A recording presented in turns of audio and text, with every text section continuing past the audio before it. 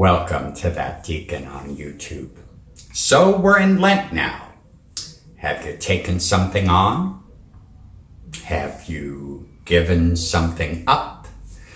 That's entirely up to you.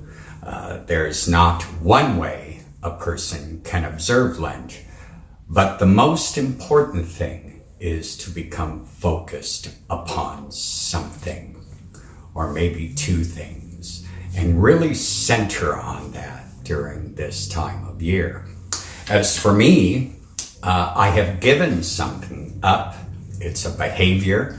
I'm not going to go into too much detail because that is my bargain between me and God. But I have given something up to try to alter my behavior a bit. And then I have taken something on. I'm going to be doing some study on my theology that I started to create and I've been working on these past 10 years. I found another area I need to concentrate on. So I have a couple books I'll be going through during this Lenten time. I thought I might be composing something. I thought the Holy Spirit was moving me to compose something, but I think that was more my desire. I no longer feel that nudge, and I tend to know what that nudge feels like, but it doesn't mean I won't compose it in the future. It just means it's not going to become part of my Lenten discipline. Speaking of a Lenten discipline, I'd like to share with you a little mini retreat we held at St. George's last week on Saturday. As you know, we offered this program entitled A Morning Apart. And it's a chance for people to come and center and be alone, but within community, within a group. And since it was Lent, we put together a guided meditation we called The Way of Our Cross. We gave everyone this little booklet that we put together, and it was a series of 6 guided meditations. People showed up, we sat around the circle as we normally do. Sherry McSweeney, who partners with me with this, did a beautiful job decorating the table and the altar. In fact, her son-in-law works at a printing place, and so he was able to make a graphic of our logo that I found. Isn't that really cool? It looks like a person crawling out of the cross, or it could be the person crawling into the cross. It really doesn't say. What do you think? I don't know, but it's a wonderful, wonderful image. So as you can see from the pictures I took, everyone sat in a circle, and in the center of that table was a series of candles and olive wood hand crosses. Everyone was given a hand cross to hold while they participated in this guided meditation.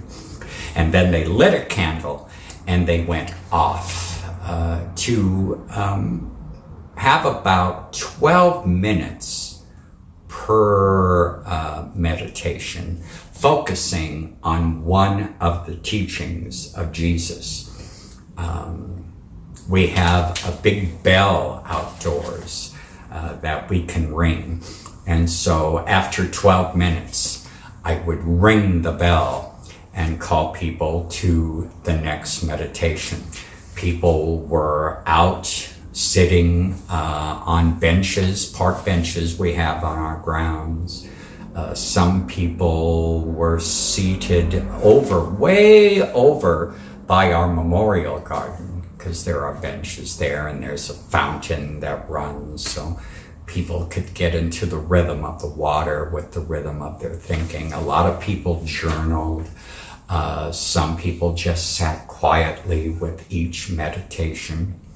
And then after all 6 were completed, they came back into our sacred space, into our circle, and they shared what they thought, which meditation might have moved them. I had a great time searching for prayers that ended each and every meditation point. So I'm glad that people were really moved and found these prayers interesting. I looked high and low for ones that would match our particular meditation. I just wanted to share what we did, and then I'm going to give you and read to you one of the meditations. Our first point was loving God. And there was a particular reading, this one from Matthew, and then I asked particular questions like, do I keep God in mind or try to put God first in my life? Am I too caught up with material concerns to recognize my need for God? And most importantly, people talked about this one. Has God become a wish giver for something I want or think?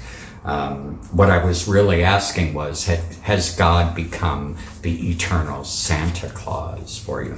So then the next one, we had loving your neighbor, and then compassion, radical hospitality, forgiveness, and then the last one, distributive justice. And I'm going to close this particular video with reading you the complete meditation that we had, because they were all the same. There was a reading, there were some questions. If you think, to help people focus, they didn't have to necessarily follow them, but it helped people focus on the reading. And then there was a prayer that I put in. A lot of these prayers were written to be used corporately. And I changed them so that the pronouns reflected the singular pronoun. So let me share with you one of our meditations that we offered. Distributive justice. As Jesus sat at dinner in the house, many tax collectors and sinners came and were sitting with him and his disciples. When the Pharisees saw this, they said to his disciples, "Why does your teacher eat with tax collectors and sinners?" But when he heard this, he said, "Those who are well have no need of a physician, but those who are sick. Go and learn what this means. I desire mercy, not sacrifice." Do I equate justice with retribution?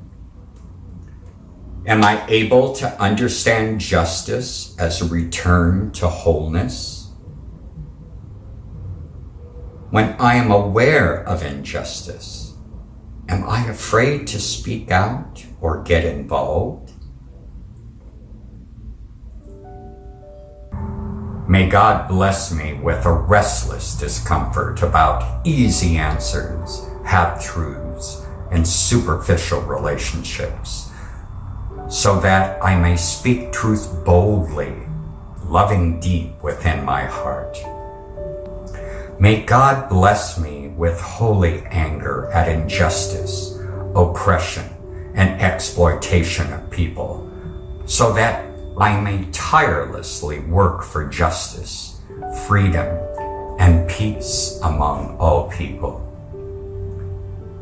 May God bless me with enough foolishness to believe that I can make a difference in this world, so that I am able, with God's grace, to do what others claim cannot be done. This prayer was adapted but written by Sister Ruth Marlene Fox, OSB.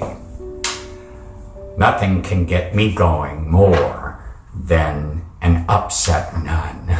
They write great prayers.